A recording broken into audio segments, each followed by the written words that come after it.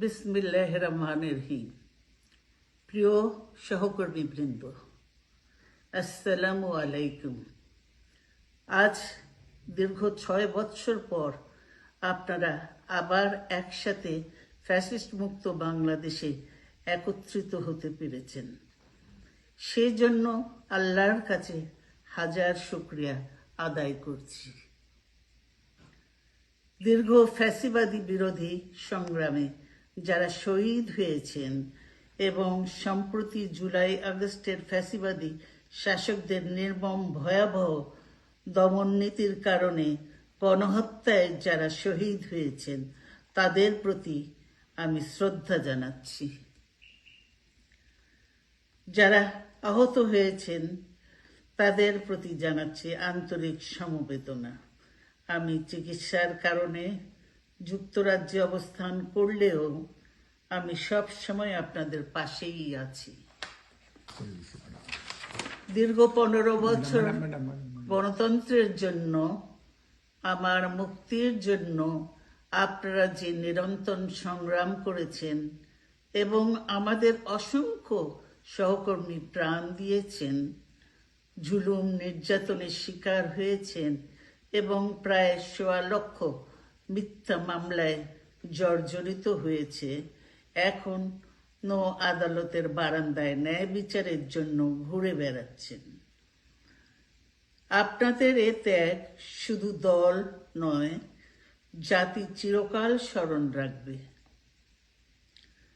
দেশ আজ এক সংকটময় সময় অতিক্রম করছে। আপনাদের এবং ছাত্রদের সমন্বিত আন্দোলনের ফলে ফ্যাসিস্ট শাসকেরা বিদায় নিয়েছে।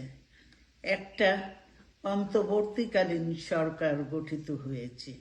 তাদের কাছে জনগণের প্রত্যাশা, রাষ্ট্র মেরামতের ন্যূনতম সংস্কার দ্রুত সম্পন্ন করে গণতান্ত্রিক ব্যবস্থায় ফিরে যাওয়ার জন্য সকলের কাছে গ্রহণযোগ্য একটি নির্বাচন অনুষ্ঠান সম্পন্ন করা।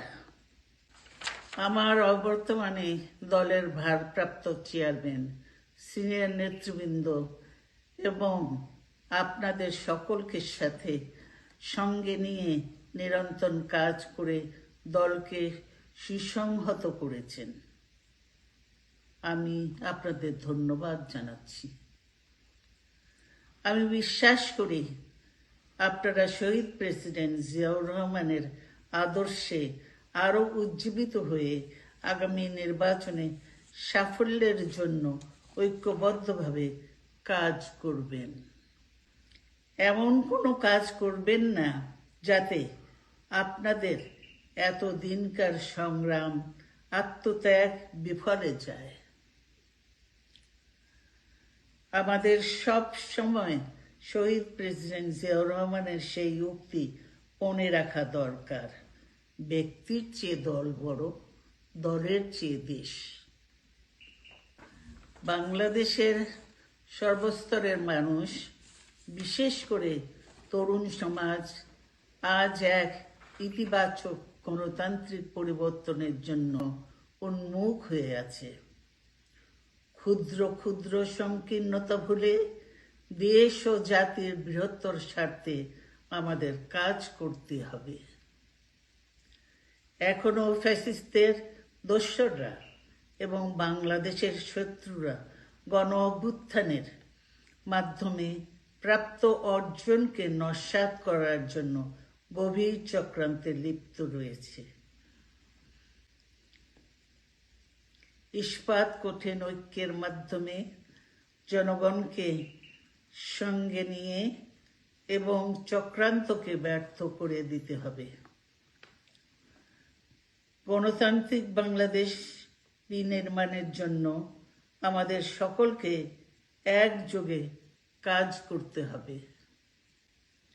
আসুন আমরা আগামী দিনগুলোতে শহীদ জিয়াউর রহমানের স্বপ্নের আধুনিক, সমৃদ্ধ ও গণতান্ত্রিক বাংলাদেশ বিনির্মাণের